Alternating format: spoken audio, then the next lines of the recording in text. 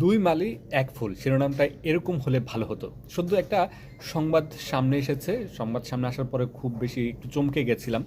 একটা জাতীয় দৈনিক সংবাদ করেছেন যে দুই ক্রিকেটার এক নায়িকার সাথে প্রেম করছেন বা প্রেম করার গুঞ্জন। সেই নিউজটা নিয়ে একটু কথা বলতে চাই। কেউ কারো স্বার্থ হাসিলের জন্য এরকম গুঞ্জন ছড়িয়ে দেয়, কেউ প্রাতিষ্ঠানিক লাভবান হওয়ার জন্য প্রাতিষ্ঠানিকভাবে এরকম গুঞ্জন ছড়ায়। আবার অনেক সময় শুধুই গুঞ্জন, এটা একেবারেই গুঞ্জন, কেউ নিজস্বভাবে নিজের থেকে ছড়ায় না, এটা আশপাশের মানুষ কানাঘুষা করতে করতে একটা গুঞ্জন ছড়ায়। আসলে এই নিউজটা থেকে হয়েছে বিষয়টা। এই নিউজটাতে যেটা দেখেছি যে যে অভিনেত্রীর কথা বলা হচ্ছে সেই অভিনেত্রী একটা স্টেটমেন্ট দিয়েছে, সেটা একদম নিউজের শেষে। সেখানে তিনি বলছেন যে এরকম কিছুই না, সেটা আমরা শুরুর দিকে দেখতে পাইনি। যাই হোক, একটা জাতীয় দৈনিক নিউজ করেছে, নিশ্চয়ই তারা হয়তো বা কোনো সোর্সের মাধ্যমে বা কারো কাছ থেকে সেটা শুনেছে।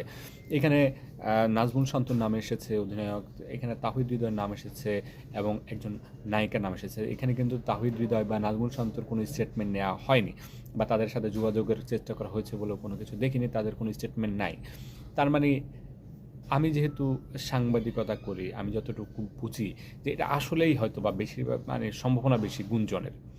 কিন্তু এই গুঞ্জন অনেকে নিজেদের চরিতার্থ, নিজেদের স্বার্থ চরিতার্থ করার জন্য করে থাকে। সেই জায়গায় আসলে শান্ত একজন বিবাহিত, তাহিদ হৃদয় আমাদের উঠতি একজন স্টার। সেই জায়গায় এই জিনিসগুলো একটু মনে হয় আরেকটু ভালোভাবে খেয়াল করে নিউজ করলে ভালো হয় বাংলাদেশের ক্রিকেটের জন্য, বাংলাদেশের ক্রিকেটারদের জন্য। ভালো থাকবেন, সুস্থ থাকবেন, আপনাদের আশপাশে যারা আছে তাদেরকে ভালো রাখার চেষ্টা করবেন।